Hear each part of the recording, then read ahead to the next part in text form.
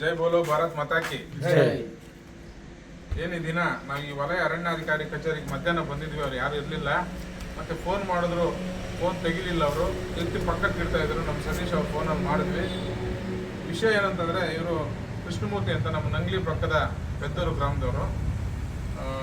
ಇವರು ನಮ್ಮ ಬೈರ್ಕೂರಿಂದ ಹೆಬ್ಣಿವರೆಗೂ ರಸ್ತೆ ಬದಿಯಲ್ಲಿ ಸುಮಾರು 71 ದಿನ ಕೆಲಸ ಮಾಡಿದ್ದಾರೆ. ಇವರು ಹರೀಶ್ ಅಂತ, ಗುಡ್ಪಲ್ಲಿ ಹರೀಶ್ ಅಂತ ಮತ್ತು ಶಿವ ಅವರಿಬ್ಬರು ಹೇಳಿದ್ದಾರೆ, ಮೇಡಮ್ ಹೇಳಿದ್ರು ಅಂತ. ಇವ್ರು ಕೆಲಸ ಮಾಡಿದ್ದಾರೆ. ಕೆಲಸ ಮಾಡಿದ್ಮೇಲೆ ಇವ್ರು ಕೂಲಿ ಕೊಡ್ದಿರಾ ಏನು ಸುಮಾರು 42,000 ಸುಮಾರು ಅಷ್ಟು ಬರಬೇಕಾಗಿದೆ. ಕೊಡ್ದಿರ ಸತಾಯಿಸಿ ಇವರು ಡಿಸೆಂಬರ್ 8ನೇ ತಾರೀಕು ಒಂದು ರಿಕ್ವೆಷನ್ ಕೊಟ್ಟಿದ್ದಾರೆ. ಇದು ಏನಾಗಿದೆ, ಇದ್ರ ಬಗ್ಗೆ ಏನು ಇದು ತಗೊಂಡಿಲ್ಲ. ಇವತ್ತು ನಾವೆಲ್ಲ ಬಂದು ಕಾಯ್ತಾ ಇದ್ರು. ನಾವು ಇಲ್ಲಿದ್ದೀನಿ ಅಂತ ಹೇಳ್ಬಿಟ್ಟು ನಾವು ಸ್ವಲ್ಪ ತಾಲೂಕು ಆಫೀಸ್ ಹತ್ರ ಬರ್ಬೇಕಂದ್ರೆ ಇವಾಗ ಅರ್ಧ ಗಂಟೆಯಲ್ಲಿ ಬಂದು ಇಲ್ಲಿಂದ ಹೋಗ್ಬಿಟ್ಟು, ಮೇಡಮ್ ನಾವು 5 ನಿಮಿಷ ಬರ್ತಾ ಇದ್ದೀವಿ ಇರಿ ಅಂದ್ರು ಕೂಡ ಇರ್ದಿರ ಇಲ್ಲಿಂದ ಹೋಗಿದ್ದಾರೆ. ಪಾಪ ಈ ಮನುಷ್ಯನಿಗೆ ನಾವು ನ್ಯಾಯ ಕೊಡಬೇಕು. ಬಡವರು ಬೇಕಾದ್ರೆ ನಾವೇ 10,000 ಹಾಕಿ ಕೊಟ್ಬಿಡ್ಬೋದು. ಬಟ್ ಸರ್ಕಾರ ಕೆಲಸ ಮಾಡಿದ್ದಾರೆ. ಅವ್ರು ನ್ಯಾಯಯುತವಾಗಿ ಬರಬೇಕಾಗಿದ್ದಂಥ ವೇತನ ಯಾಕೆ ಕೊಡ್ತಾ ಇಲ್ಲ? ಇದೊಂದು ಕ್ರಮ ತೆಗೆದುಕೊಳ್ತೇ. ಅವ್ರಿಗೇನಾದ್ರು ಕೊಡದೇ ಇದ್ರೆ ಮುಂದೆ ನಾವು ಹೋರಾಟವನ್ನು ಸಹ ಇಲ್ಲೇ ಮಾಡ್ತೀವಿ. ಇದು ಒಂದು ನಾವೇನು ಬ್ಲ್ಯಾಕ್ ಮೇಲ್ ಎಲ್ಲ ಮಾಡ್ತಾ ಇರೋದು, ನಾವು ಗಾಂಧಿ ತತ್ವದಡಿ ಶಾಂತಿಯುತವಾದಂಥ ಹೋರಾಟವನ್ನು ಮಾಡ್ತೀವಿ ಅಂತ ಈ ಮೂಲಕ ಹೇಳ್ತಾ ಇದ್ದೀವಿ. ಬಂಧುಗಳೇ ನಮಸ್ಕಾರ. ಈ ದಿನ ನಾವು ನಮ್ಮ ಮುಳಬಾಗಿಲು ತಾಲೂಕಿನ ಈ ಒಂದು ಅರಣ್ಯ ಇಲಾಖೆ ಹತ್ರ ನಾವು ಬಂದಿರತಕ್ಕಂಥ ವಿಷಯ ಏನಪ್ಪ ಅಂತಂದರೆ, ನಮ್ಮ ಕೃಷ್ಣಾಚಾರಿ ಅಂತೇಳಿ ನಮ್ಮ ಬೇರ್ಕೂರು ಹೋಬಳಿಯ ಪೆದ್ದೂರು ಗ್ರಾಮಸ್ಥರು. ಈ ವ್ಯಕ್ತಿ ನೋಡಿ, ಈ ವ್ಯಕ್ತಿ ಒಂದು ಪರ್ಸನಾಲಿಟಿ ನೋಡಿ, ತುಂಬ ಇವತ್ತು ಇವರು ಅನಾರೋಗ್ಯದಿಂದ ತುಂಬ ನೋವನ್ನು ತಿಂತಾ ಇರುವಂಥ ವ್ಯಕ್ತಿ. ಈ ವ್ಯಕ್ತಿ ಕುಟುಂಬ ಜೀವನ ಮಾಡೋದಕ್ಕೂ ಕೂಡ ಅಷ್ಟು ಕಷ್ಟ ಇದೆ. ಅಂಥ ಒಂದು ಸಮಯದಲ್ಲಿ ನನಗೇನಾದರೂ ಒಂದು ಕೂಲಿ ಕೊಡಿ, ನನಗೆಲ್ಲಾದರೂ ಒಂದು ಕೂಲಿ ಕೊಡಿಸಿ ಅಂತೇಳಿ ಸ್ನೇಹಿತರನ್ನ ಇವರ ಸ್ನೇಹಿತರನ್ನ ಹೋಗಿ ಕೇಳಿದಾಗ ಅವರು ಸೀದಾ ಈ ನಮ್ಮ ಫಾರೆಸ್ಟ್ ಇಲಾಖೆ RF ಯಾರಿದ್ದಾರೆ, ಹರೀಶು ಮತ್ತೆ ಶಿವ ಅಂತೇಳಿ, ಪಾಪ ಅವರೇನೋ ಬಡಬಗ್ರಿದ್ದಾರೆ, ಅವ್ರಿಗೊಂದು ಕೆಲಸ ಕೊಡ್ಸೋಣ ಅಂತೇಳಿ ಅವರೇನೋ ಇಲ್ಲಿಗೆ ಕರ್ಕೊಬಂದಿದ್ದಾರೆ. ಕರ್ಕೊಬಂದು ಇದೇ ನಮ್ಮ RF ಯಾರು ಶಾಲಿನಿ ಮೇಡಮ್ ಅಲ್ವಣ್ಣ, ಶಾಲಿನಿ ಮೇಡಮ್ ಅವ್ರ ಹತ್ರ ಕರ್ಕೊಬಂದು, ಮೇಡಮ್ ಅವರೇ ಈ ತರ ಒಬ್ಬ ವ್ಯಕ್ತಿ ಇದ್ದಾರೆ, ನೀವು ಹೇಳ್ತಿದ್ರಲ್ವಾ ಬೇರ್ಕೂರಿಂದ ಹೆಬ್ಣಿವರೆಗೂ ರೋಡಿನ ಬದಿಯಲ್ಲಿ, ರಸ್ತೆ ಬದಿಯಲ್ಲಿ ಗಿಡ ಮರಗಳನ್ನ ನೋಡ್ಕೋಬೇಕು, ಅಲ್ಲಿ ಕಸ ಕೇಳಬೇಕು, ಅಲ್ಲಿ ನೀರು ಇಡಬೇಕು, ಯಾರಾದ್ರೂ ಒಬ್ಬ ವ್ಯಕ್ತಿ ಬೇಕು ಅಂತೇಳಿ ನೀವು ತಾವು ಹೇಳ್ತಿದ್ರಲ್ವಾ, ಈ ವ್ಯಕ್ತಿ ಆಗ್ಬೋದಲ್ವಾ ಅಂತೇಳಿ ಕರ್ಕೊಬಂದು ಮೇಡಮ್ ಅವ್ರಿಗೆ ಪರಿಚಯ ಮಾಡಿಸಿ ಈ ಒಂದು ವ್ಯಕ್ತಿನ ಆ ಒಂದು ಕೆಲಸಕ್ಕೆ ಅಂತೇಳಿ ನೇಮಕ ಮಾಡ್ಕೊಳ್ತಾರೆ. ನೇಮಕ ಮಾಡ್ಕೊಂಡಿದ್ದಾದ್ಮೇಲೆ ನಿರಂತರವಾಗಿ 3 ತಿಂಗಳ ಕಾಲ ಇವರು ಕೆಲಸ ಮಾಡ್ತಾರೆ. ಬೈರ್ಕೂರಿಂದ ಹೆಬ್ನಿಗೆ ಹೋಗುವಂಥ ರಸ್ತೆ ಬದಿಯಲ್ಲಿರುವಂತಹ ಒಂದು ಸಣ್ಣ ಪುಟ್ಟ ಗಿಡಗಳನ್ನ ನೋಡ್ಕೊಳ್ಳುವಂಥದ್ದು, ಕಸ ಕೀಳುವಂಥದ್ದು, ಆ ಗಿಡಗಳಿಗೆ ನೀರನ್ನ ಇಡುವಂಥದ್ದು, ಅದೇ ಅಲ್ವಣ್ಣ ಕೆಲಸ.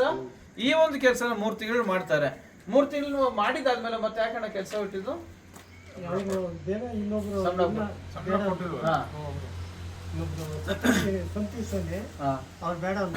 3 ತಿಂಗಳಾದ್ಮೇಲೆ ಅವ್ರಿಗೆ 1 ತಿಂಗಳ ಸಂಬಳನೂ ಕೊಟ್ಟಿಲ್ಲ, 2 ತಿಂಗಳ ಸಂಬಳನೂ ಕೊಟ್ಟಿಲ್ಲ, 3 ತಿಂಗಳ ಸಂಬಳನೂ ಕೊಟ್ಟಿಲ್ಲ, ಬೇರೆಯವ್ರನ್ನ ನೇಮಕ ಮಾಡ್ಕೊಂಡಿದ್ದಾರೆ.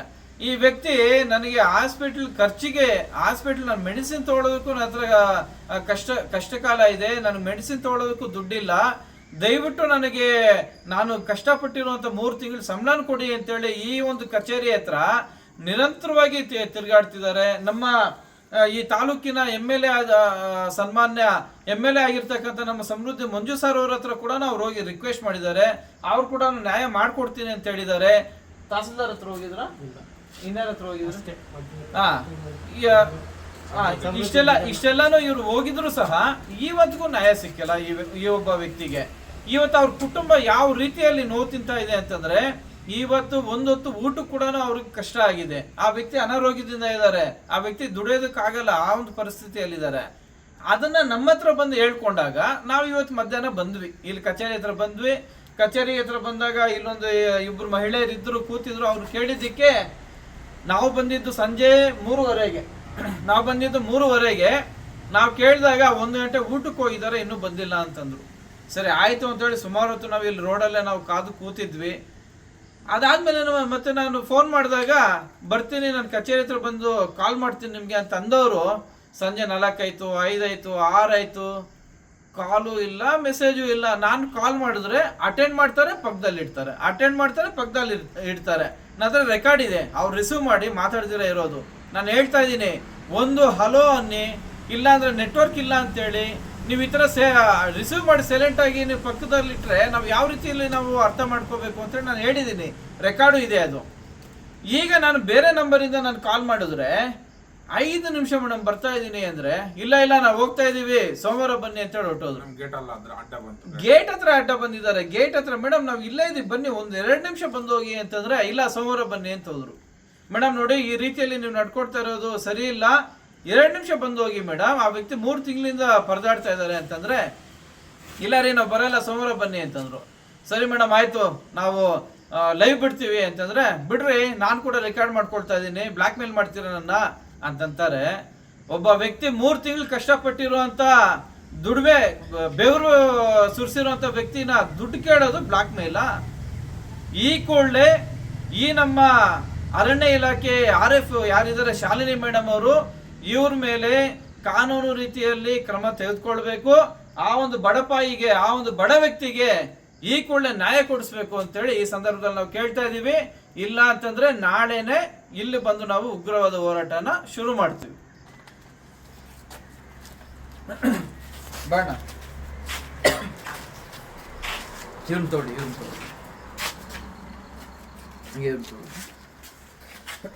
ಅಣ್ಣವ್ರು ಹೇಳಿ, ನೀವು ಯಾವಾಗಿಂದ ಕೆಲಸ ಮಾಡಿದ್ರಿ ಇಲ್ಲಿ? ನಾನು ಜೋರಾಗಿ ಹೇಳ್ಬೇಕು, ಜೋರಾಗಿ. ಸೆಪ್ಟೆಂಬರ್ ಇಂದ ಮಾಡಿದ್ದು, ಸೆಪ್ಟೆಂಬರ್ ಅಕ್ಟೋಬರ್ ವರೆಗೂ ಮಾಡಿದ್ದು. ಎಲ್ಲಿ ಮಾಡಿದ್ದು? ನವೆಂಬರ್ ವರೆಗೂ ಮಾಡಿದ್ವಿ. ಎಲ್ಲಿ ಕೆಲಸ ಮಾಡಿದ್ದು? ಬೈರ್ಕೂರ್ ರೋಡು ಎಬ್ನಿವರೆಗೂ.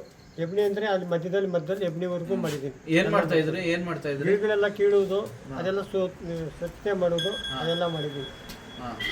ನಿಮ್ಮನ್ನ ಇಲ್ಲಿ ನೇಮಕ ಮಾಡಿಸಿದ್ದಾರು? ಇಲ್ಲಿ ಶಿವ ಮತ್ತೆ ಹರೀಶ್ ಅವರೇ ನೇಮಕ ಮಾಡೋದು? ಅವರೇ ಮೇಡಮ್ಮ ಹೇಳಿದ್ರು, ಹೋಗಪ್ಪ ನಾನು ಕೊಡ್ತೀನಿ ನಿನ್ ಸಂಬಳ, ನೀನು ಹೋಗಿ ಮಾಡಪ್ಪ ಅಂತ ಹೇಳಿದ್ರು. ಮೇಡಮ್ ಹತ್ರ ನಿಮ್ಮನ್ನ ಕರ್ಕೊಂಡು ಬಂದಿದ್ರಣ್ಣ. ನನ್ನ ಕರ್ಕೊಂಡು ಬಂದು ಆ ಮೇಡಮ್ಮೇ ಹೇಳಿದ್ದು, ಹೋಗಿನಿ ಏನಾದ್ರು ಬೇಕಾ ಮೇಡಮ್ ಡಾಕ್ಯುಮೆಂಟ್ಸ್ ಉಂಟೆ, ಏನೋ ಬೇಡಪ್ಪ, ಲಾಸ್ಟ್ ಅಲ್ಲಿ ಅಕೌಂಟ್ ಕೊಟ್ಟರೆ ಸಾಕು, ಬ್ಯಾಂಕ್ ಅಕೌಂಟ್ ಹೇಳಿದ್ರು. ಮತ್ತೆ ಈಗ ಟೋಟಲ್ ಆಗಿ ನಿಮ್ಗೆ ಎಷ್ಟು ಮಂತ್? 72 ದಿನ ಬರ್ಬೇಕು. 72 ಎಷ್ಟು ನಿಮ್ ಸಂಬಳ ಹೇಳಿದ್ರು? ತಿಂಗಳಿಗೆ 1,000 ಹೇಳಿದ್ರು. ತಿಂಗಳಿಗೆ 18,000 ಹೇಳಿದ್ರು. ದಿನಕ್ಕೆ 600 ರೂಪಾಯಿ ಅಂದ್ರೆ 42,000 ಆಗುತ್ತೆ. ತಿಂಗಳಿಗೆ 18,000 ಹೇಳಿದ್ರು. ಮೇಡಮ್ ಕೇಳಿದಾಗ ಏನ್ ಹೇಳಿದ್ರು? ಉತ್ತರ ಕೊಡ್ತಾರೆ. ಮೇಡಮ್ ಬಂದು ಕೇಳ್ತಾ ಇದ್ರೆ ರೆಸ್ಪೆಕ್ಟೇ ಕೊಟ್ಟಿಲ್ಲ. ಏನಪ್ಪ ನೀನ್ ಯಾರೋ ಗೊತ್ತಿಲ್ಲ ನನಗೆ, ನಾನು ನಿನ್ ನೋಡಿಲ್ಲ, ಹಂಗೆ ಹಿಂಗೆ ಅಂದ್ಬಿಟ್ರು. ನನ್ನ ಮಗ ಬಂದು ಏನ್ ಮೇಡಮ್ ಹಿಂಗ್ ಮಾತಾಡ್ತಿದ್ರೆ, ಏನಿಲ್ಲ ನೀವೇನ್ ನಿಮ್ ಕೈಯಲ್ಲಿ ಏನಾಗುತ್ತೆ ಮಾಡ್ಕೊಳ್ರಿ ಸುಮ್ಮನೆ ಹೋಗ್ಬಿಟ್ರು. ಏನ್ ನಮ್ಗೆ ರೆಸ್ಪೆಕ್ಟೇ ಕೊಟ್ಟಿಲ್ಲ ಇಲ್ಲಿ ಬಂದ್ರೆ.